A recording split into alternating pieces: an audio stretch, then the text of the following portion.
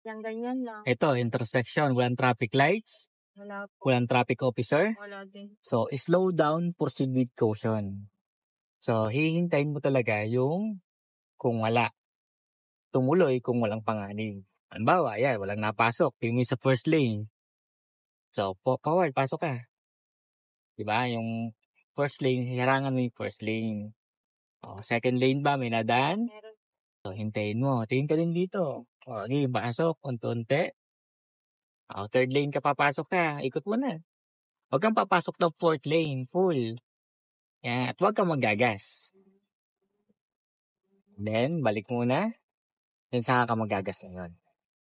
Hindi yung patak dito ay lipat agad sa fourth lane. Yun ang wag na wag mong gagawin. At wag na wag mong gagawin na muna yung maggagas.